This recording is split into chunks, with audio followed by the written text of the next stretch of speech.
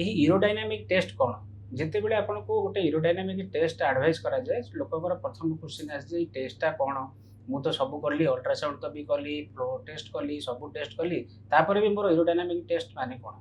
ଦେଖନ୍ତୁ, aerodynamic test ହେଉଛି ଗୋଟେ ଟାଇପ୍ ଅଫ୍ ଗୋଟେ ୟୁରୋଲୋଜିର ଟେଷ୍ଟ ଯୋଉଥିରେ ଆମେ ଦେଖିବାକୁ ଚାହୁଁଛୁ, ଜାଣିବାକୁ ଚାହୁଁଛୁ ଯେ ଆପଣଙ୍କର ପରିସ୍ରା ଥଳିରେ କେମିତି ପରିସ୍ରା ଫିଲ୍ଅପ୍ ହେଇଥାଏ, ମାନେ ଷ୍ଟୋରେଜ୍ କେମିତି ହେଇଥାଏ ଏବଂ ପରିସ୍ରା ଥଳିରୁ ପରିସ୍ରା କେମିତି ଏମ୍ପ୍ଟି ହେଇଥାଏ।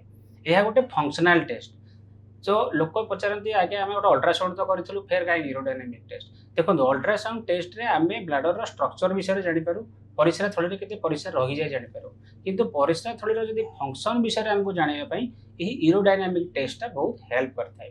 ସେଥିପାଇଁ ମୁଁ ଯୋଉ ଜିନିଷ କହିଲି, ଯୋଉ ସିମ୍ପଟମ୍ସ ଗୁଡାକ ଯଦି ଅଛି, ଯଦି ପରସିଷ୍ଟେଣ୍ଟ ୟୁରିନାରୀ ସିମ୍ପଟମ୍ସ ଅଛି, ଆଉ କିଛି ନ୍ୟୁରୋଜେନିକ୍ ବ୍ଲାଡର ଯୋଉଟାକି ଆମ ନ୍ୟୁରୋଲୋଜିକାଲ ପ୍ରୋବ୍ଲେମରେ ଆମେ ସଫର କରୁଛେ, ତା ସହିତ ଆମର ପରିସ୍ରା ପ୍ରୋବ୍ଲେମ ହଉଛି କିମ୍ବା ପରିସ୍ରା ଲିକ୍ କରିଯାଉଛି, ଏଇସବୁ ସିମ୍ପଟମ୍ସ ହଉଛି ଦେନ୍ ଗୋଟେ ଏରୋଡାଇନାମିକ୍ ଟେଷ୍ଟ ଆଡଭାଇସ୍ କରାଯାଇଥାଏ।